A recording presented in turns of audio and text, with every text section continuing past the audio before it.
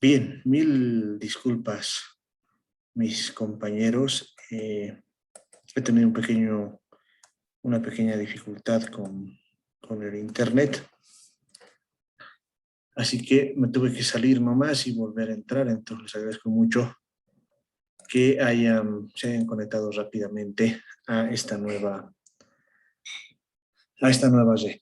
Bien, lo que vamos a hacer hoy es continuar con nuestro análisis. Estamos aprendiendo a todo lo que significa el uso del modelo ISLM, ¿no? Que es un modelo que nos va a permitir analizar cuál es el comportamiento de la demanda agregada fundamentalmente. Y mediante este mecanismo es que podemos trabajar todo lo relacionado a los determinantes fundamentales de la demanda agregada, que es precisamente lo que nos interesa para que podamos construir y realizar los análisis correspondientes, ¿ya? Bien, tal como habíamos indicado, cuando hacemos el análisis específico del funcionamiento de los mercados financieros, lo que vamos a encontrar es fundamentalmente una relación entre el tipo de interés y la demanda o la cantidad de dinero real, ¿ya? Y ahí lo que habíamos indicado es que en el caso de la oferta, en nuestro modelo, esta oferta es inelástica en relación al tipo de interés. Eso quiere decir que para cualquier tipo de interés, la cantidad de dinero ofrecida es la misma, ¿no? ¿Por qué? Porque en realidad esta cantidad de dinero va a depender de otros factores distintos a la tasa de interés, ¿no? Para efectos del modelo, lo que ocurre o lo que se plantea es que esta tasa de interés o esa cantidad de dinero es exógena. Exógeno quiere decir que se define por fuera del modelo, no es algo intrínseco al modelo, sino es algo que se define por fuera, ¿no? Es una cantidad que la autoridad monetaria va a definir de acuerdo a los elementos que se puedan trabajar, ¿no? Entonces, sobre esa base es que estamos construyendo toda la arquitectura de referente a la demanda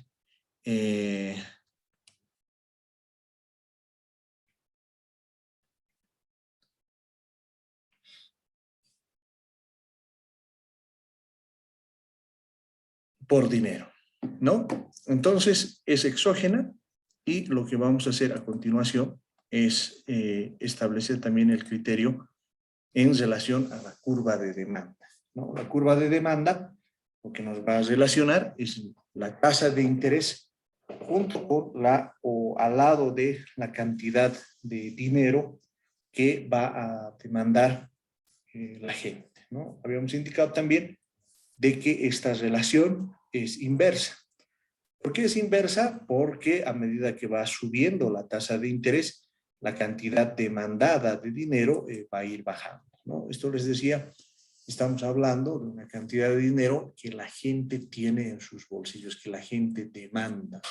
Es decir, para entender este modelo, no traten, digamos, de ver el dinero como algo que está por fuera de las transacciones comunes que realizamos.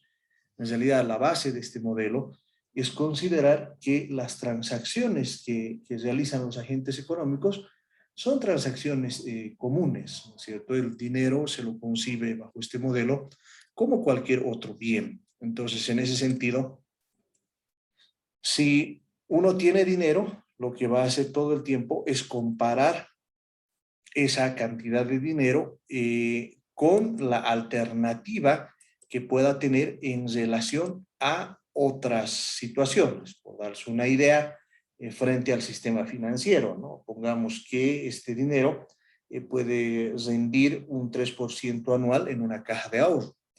Entonces, si va a rendir un 3% anual, no tiene mucho sentido que lo pongamos o que lo tengamos pues en el bolsillo, ¿no es cierto? Lo mejor es ponerlo en el banco. Por esa razón, si el tipo de interés aumenta, lo que va a ocurrir es que esta cantidad de dinero va a empezar a disminuir, ¿no?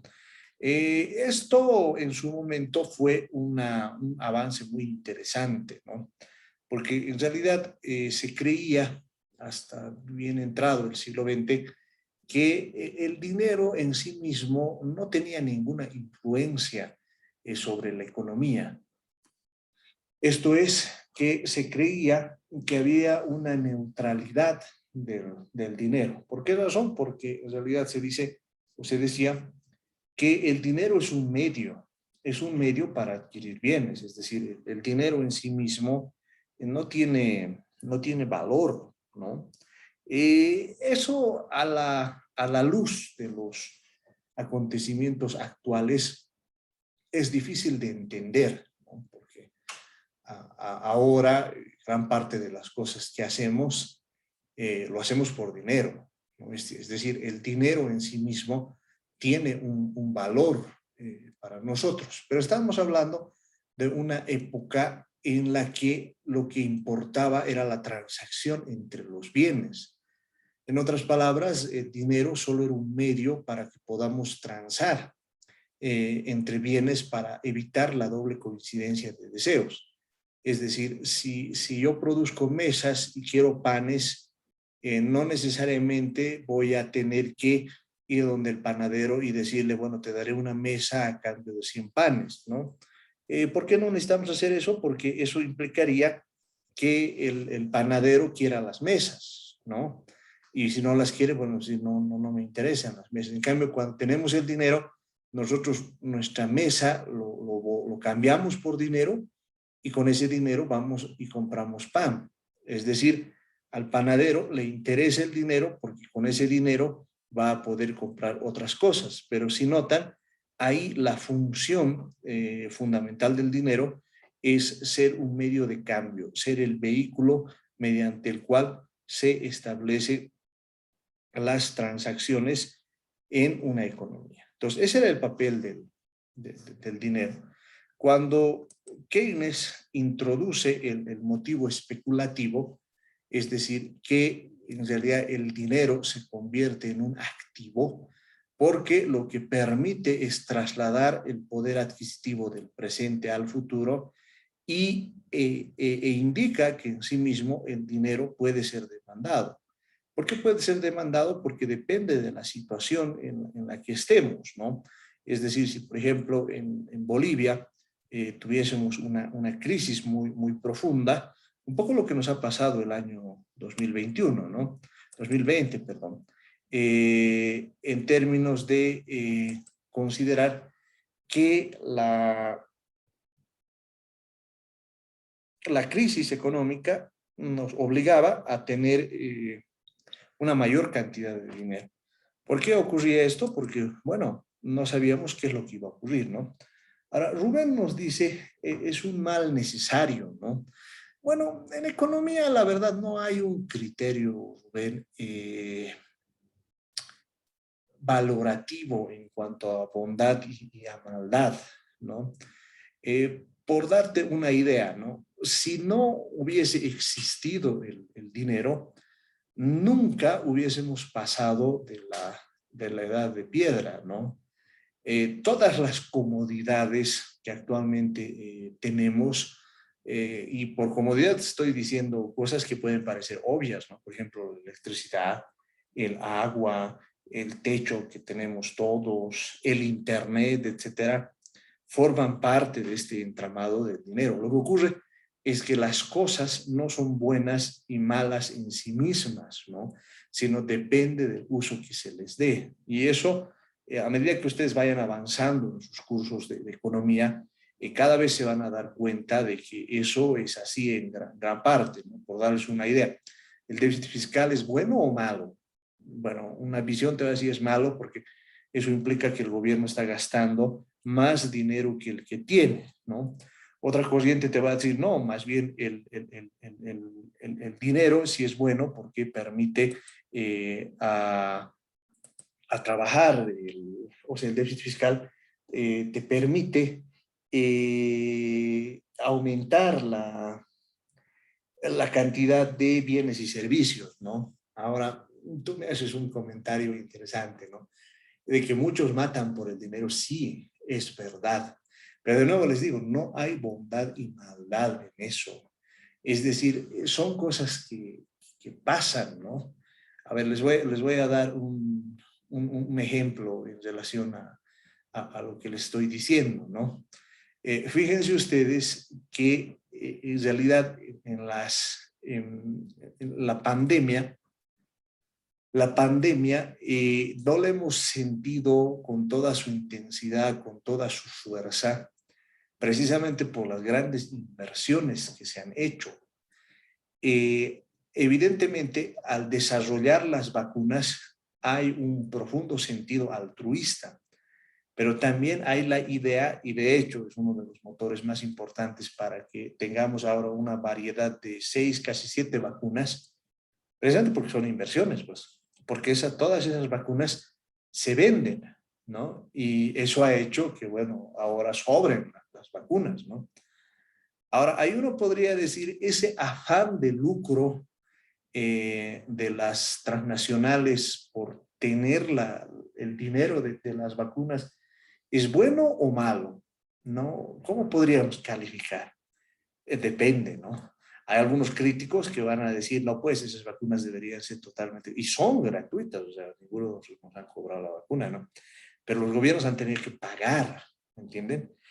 Y es importante que ustedes tengan esa visión en relación al propio capitalismo, porque de lo contrario van a empezar a caer en pensar que las cosas son malas o buenas en sí mismas.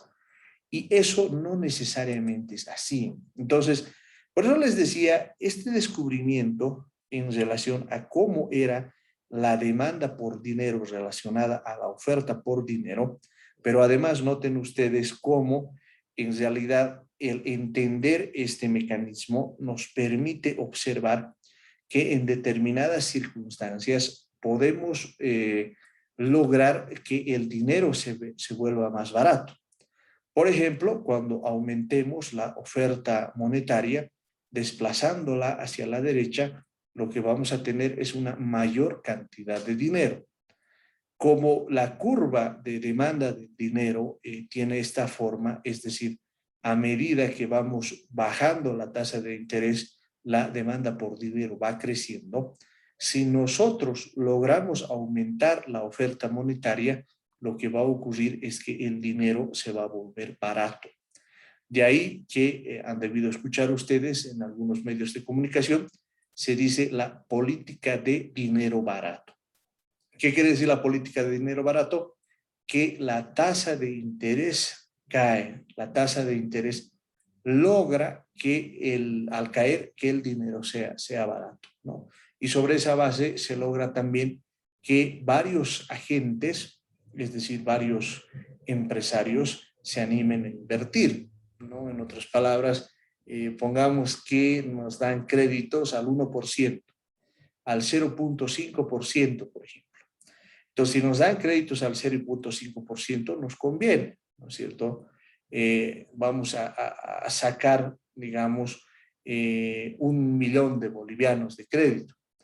Y lo que vamos a tener que pagar son 5.000 bolivianos al mes. 5.000 bolivianos, perdón, al año. 5.000 bolivianos al año son más o menos 400 pesos al mes. Pero con ese 1.000.000 de bolivianos lo que vamos a hacer es construir una fábrica, vamos a poner un negocio, etcétera. Entonces es un poco la lógica que está detrás de considerar que la demanda por dinero tenga una pendiente negativa y lo que puede ocurrir cuando aumentamos la oferta monetaria bajo control del Banco Central. Entonces, mediante ese mecanismo, o sea, en el punto de equilibrio A, que es equivalente a una tasa de interés y un nivel de producción, es decir, esta demanda por dinero va a estar dada frente a un nivel de producción.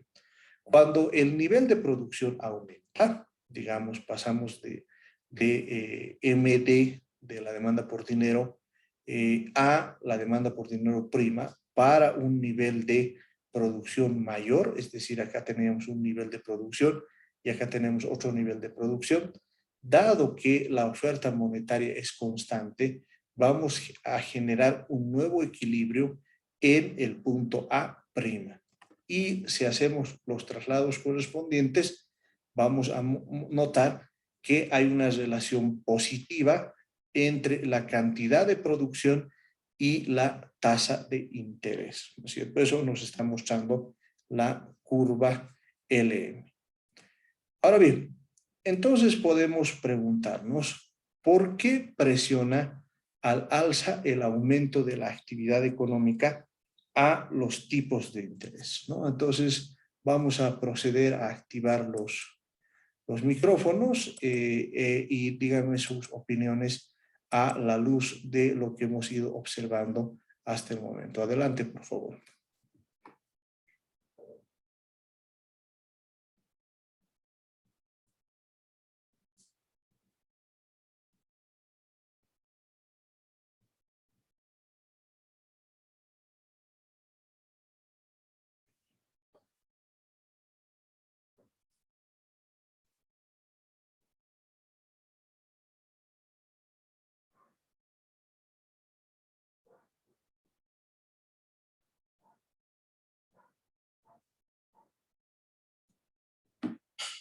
¿No hay opiniones? Bueno, a ver, ¿por qué razón presiona al alza el aumento de la actividad económica a los tipos de interés? Bueno, lo que ocurre es que cuando hay un incremento de la actividad económica, lo que va a ocurrir es que va a haber una mayor demanda por dinero, ¿ya? A ver, esto lo pueden ustedes entender intuitivamente en los mercados a los cuales estamos acostumbrados, ¿no? A ver, van a notarlo, sería bueno de que, bueno, en septiembre hubiese sido ideal, pero cualquier rato yo los invito a que viajen a Santa Cruz, ¿no? Y en Santa Cruz van a notar algo interesantísimo, ¿no? Bueno, pueden evidentemente no gastar mucho, ¿no? O sea, si uno es disciplinado, si uno sabe medir su dinero, puede no gastar. Pero si uno es una persona común y corriente como su profesor, lo que van a notar es que en Santa Cruz se gasta más y por eso se produce más y el dinero se mueve más rápido, porque hay todo, pues hay comida, hay diversión, hay lugares de entretenimiento, hay parques, la vida nocturna es bastante agitada, en fin, o sea, se gasta más precisamente porque se produce más. Ahora, ¿por qué eso hace que aumente la demanda por dinero? Aumenta la demanda por dinero porque hay que hacer más transacciones. Si bien, digamos, el dinero gira y tiene una determinada velocidad de giro, lo cierto es que a la larga o a la corta se necesita más dinero para pagar más las transacciones que se están realizando. Y eso lo notan precisamente porque va cambiando de mano en mano el tema, ¿no? Es como dice Rubén, ¿no? O sea, en Santa Cruz todo es más caro. ¿Pero por qué todo es más caro? Precisamente porque hay una alta demanda. Hay más cosas por hacer. No en todo, ¿no? Por ejemplo, los bienes y servicios, perdón, las casas son más baratas, ¿no? Pero esa mayor demanda por dinero, lo que hace es que el dinero se vuelva más escaso, ¿ya? En otras palabras, es como, a ver, no pensemos en dinero, pero pensemos en naranjas, ¿no? Si ustedes van al mercado, digamos, al mercado que tenemos aquí cerca de nuestra universidad, que es el mercado Camacho, si de pronto hay una mayor demanda por naranjas, lo que va a ocurrir es que el precio de las naranjas va a aumentar. ¿Por qué razón? Porque esa mayor demanda hace que los productores se den cuenta que toda la gente quiere comprar y por lo tanto se aumentan los precios. Lo propio ocurre con el dinero. Cuando la producción aumenta, hay una mayor demanda por dinero y esa mayor demanda por dinero hace que las tasas de interés tiendan a subir. Lo propio ocurre, si ustedes quieren ver desde el punto de vista de los fondos prestables, ¿no es cierto? Si todo el mundo está empezando a demandar dinero porque quiere para sus casas, quiere para todo, o quiere para comprar simplemente, o sea, te sacas una tarjeta de crédito de unos 10.000 bolivianos y vas a ser Dios, ¿no es cierto? O sea, vas a tener el poder adquisitivo realmente, ¿no? Y como bien dice Rubén, en realidad una mayor demanda lo que va a hacer es que suban los precios. Entonces, por esa razón es que un aumento de la actividad económica hace que los tipos de interés, hace que las tasas de interés, para utilizar un lenguaje algo más coloquial, aumenten sostenidamente. Eso es lo que ocurre en la economía, ¿no? En ese sentido, lo que podemos observar es precisamente eso, ¿no? No debemos olvidar que los desplazamientos de la curva LM muestran las variaciones de la cantidad de dinero y de los precios, ¿no? Como podemos observar directamente de la gráfica, por ejemplo, si aumentamos la cantidad de dinero, o sea, si pasamos de la oferta inicial de dinero, que está acá, a la oferta de dinero que se está desplazando a la derecha, lo que vamos a tener es un nuevo par de equilibrios, ¿no? Y eso lo que va a provocar es que haya un desplazamiento a la derecha de la curva LM, ¿no? Así es como tenemos que entender el modelo completo. Ahora bien, el equilibrio requiere, primero, que desde el punto de vista de la curva IS haya una relación entre la producción. Esta producción debe ser igual a la demanda agregada.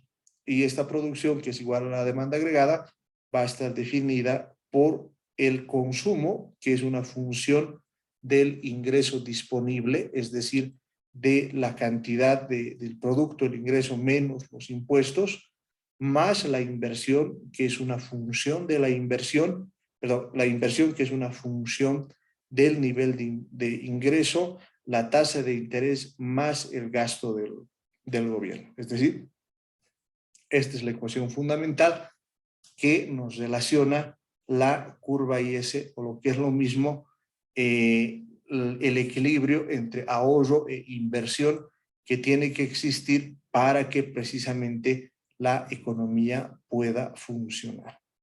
Y por el lado de la curva LM, lo que vamos a tener es un equilibrio en el mercado monetario que nos va a decir que la oferta en términos reales debe ser igual a el nivel del producto multiplicado por una demanda relacionada a la tasa de interés en forma inversa, ¿no? O lo que es lo mismo, debe existir un equilibrio entre el mercado de bienes y el mercado monetario, ¿no? Rubén nos dice, pero hay mercados que suben y bajan, ¿no? Es decir, no es una relación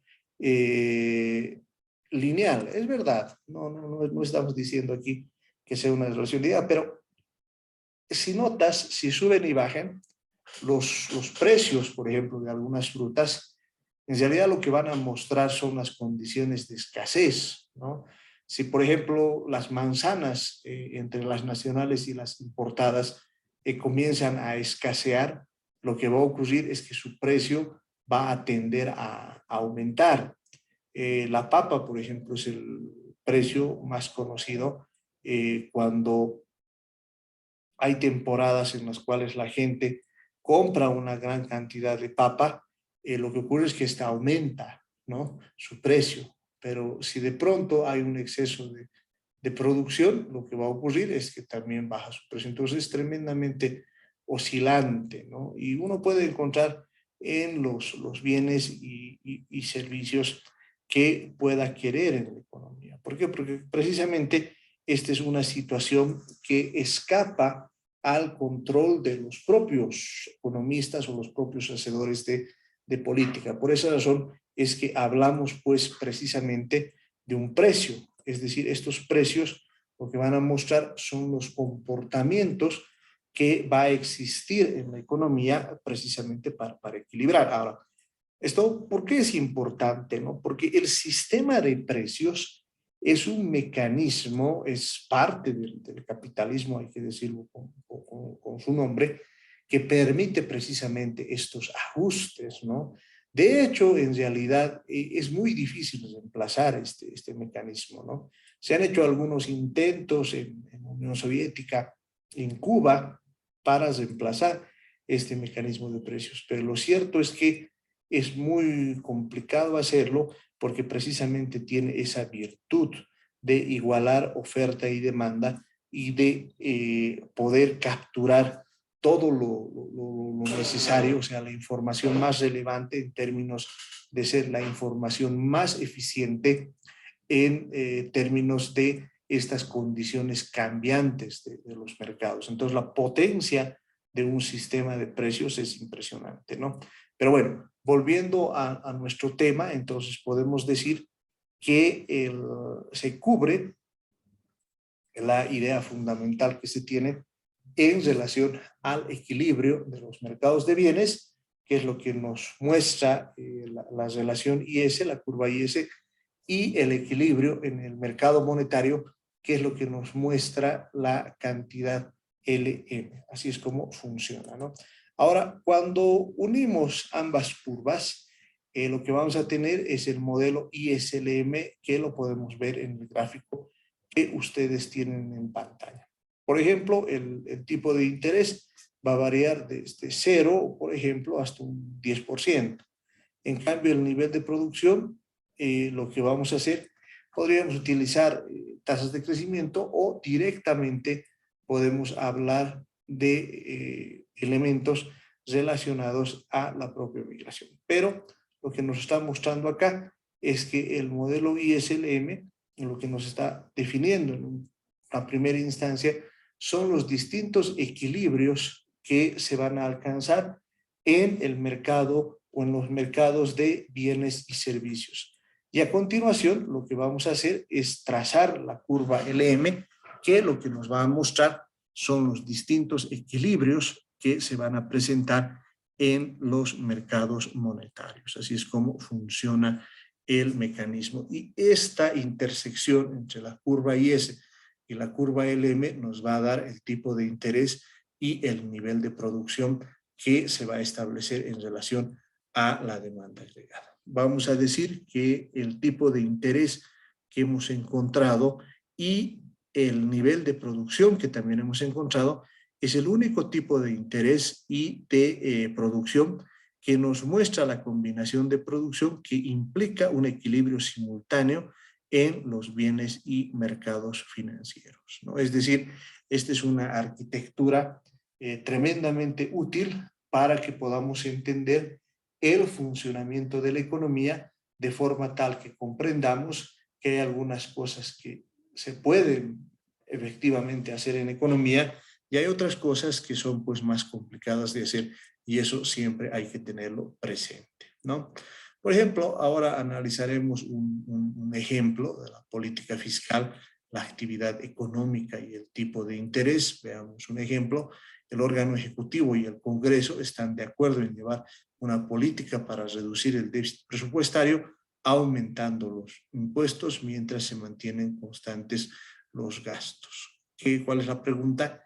¿Qué efecto tendrá la política fiscal contractiva sobre la producción y los tipos de interés? Entonces, eso es lo que vamos a analizar y vamos a ver si podemos ver si efectivamente hay un efecto en relación a estos elementos, ¿no? Entonces, lo que podemos ver acá es el equilibrio gráficamente, lo que va a ocurrir si se aumenta el equilibrio antes de los impuestos, si, digamos, hay un mecanismo mediante el cual se va a reducir el déficit fiscal tras el aumento de los impuestos, vamos a tener un desplazamiento hacia la izquierda, de la curva IS, ¿cambiaría el aumento de impuestos la curva LM? No, no es cierto, porque la curva LM se va a mantener constante porque la curva LM no tiene nada que ver con el tipo de impuestos que se está llevando adelante. Entonces, el desequilibrio en la tasa de interés, es decir, del punto F al punto A, tras el aumento de impuestos, y luego vamos a tener un nuevo nivel de impuestos o un nuevo nivel de déficit fiscal menor, pero eso va a ser a costa de que se reduce perdón, el nivel de producción, ¿no? Entonces, vamos a decir que la contracción fiscal disminuye el interés y la producción. Eso es importante entenderlo, porque muchas veces, por ejemplo, en una situación como la que estamos atravesando ahora, se puede considerar que el incrementar los impuestos evidentemente nos va a ayudar a reducir el déficit fiscal, pero la consecuencia de hacer esto podría radicar en que vamos a tener un menor nivel de lo que significa el nivel de producción que vamos a llevar adelante, ¿no? Entonces ahí podemos lanzar una pregunta, ¿es la reducción del déficit buena o mala para la inversión? Depende, ¿no? Porque la reducción del déficit lo que puede hacer es que bajo el modelo que estamos viendo, que bajen las tasas de interés. Entonces, al bajar las tasas de interés, lo que vamos a lograr es que aumentemos el crecimiento económico. Por otro lado, este déficit lo que va a traducirse es en un mecanismo mediante el cual vamos a reducir la demanda agregada. Si se reduce la demanda agregada, entonces vamos a hacer caer la inversión, ¿no? Entonces, esos son elementos importantes. Podemos ver otro ejemplo, esta vez relacionado a la política monetaria, que es la política monetaria, no es otra cosa que el uso de los instrumentos que tiene bajo su mando el Banco Central para que podamos administrar el nivel de demanda agregada. Entonces vamos a poner como ejemplo que el Banco Central adopta una expansión monetaria, es decir, aumenta la oferta monetaria a través de las operaciones de mercado abierto, ¿no? Entonces, al aumentar la oferta monetaria, ¿qué efecto tendrá la expansión monetaria en la producción y el interés? Entonces, ahí lo que vamos a ver es gráficamente vamos a decir, que en el punto A es el punto de equilibrio original y luego como hay un incremento de la oferta monetaria, lo que va a ocurrir es que va a haber un desplazamiento hacia la derecha de la curva ILM. Lo que vamos a tener es un desequilibrio en el punto I y que va a tener que solucionarse a partir del establecimiento de un nuevo punto de equilibrio en A', ¿no?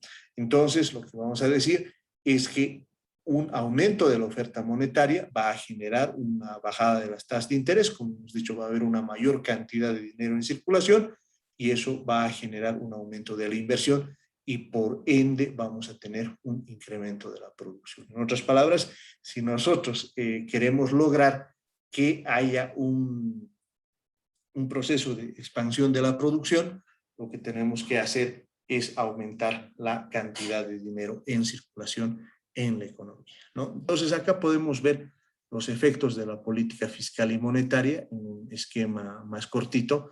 Por ejemplo, un aumento de los impuestos va a hacer que se desplace a la izquierda la curva S y S, la curva LM no va a pasar absolutamente nada y la producción lo que va a hacer es bajar y los tipos de interés o las tasas de interés también van a bajar.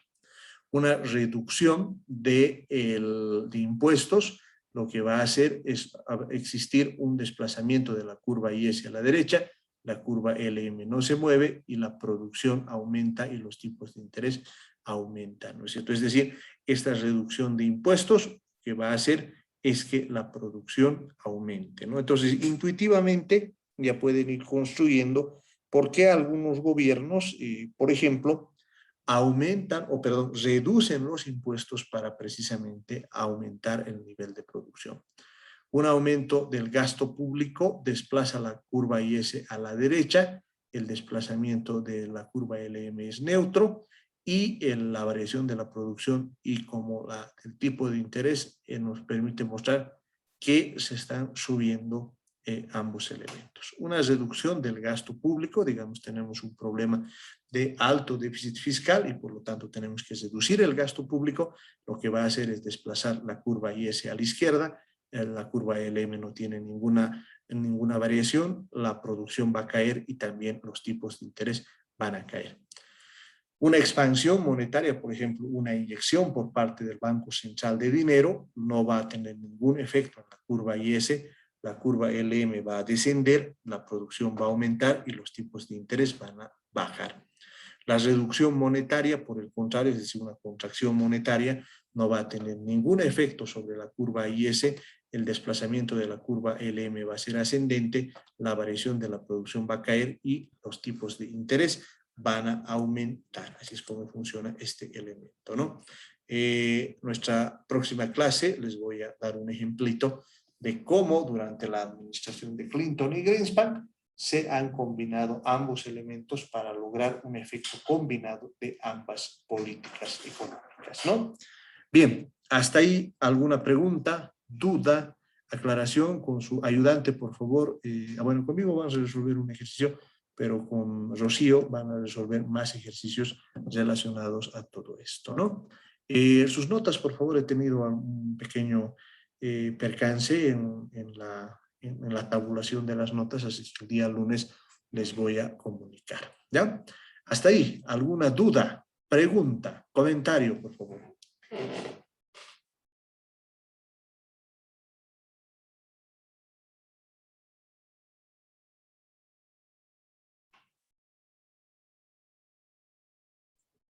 Licenciado, buenas tardes. Buenas tardes.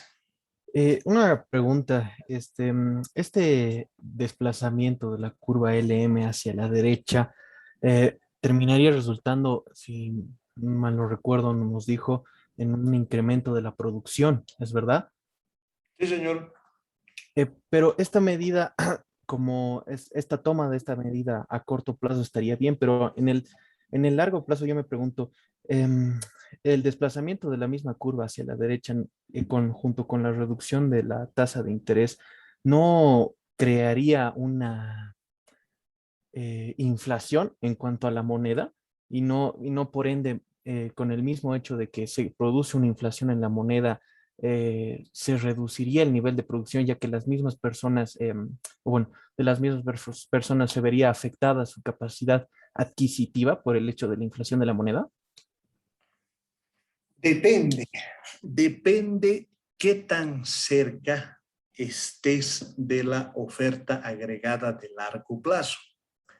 Es decir, si en tu economía tienes una capacidad instalada ociosa, para utilizar mi ejemplo de los panes, ¿no?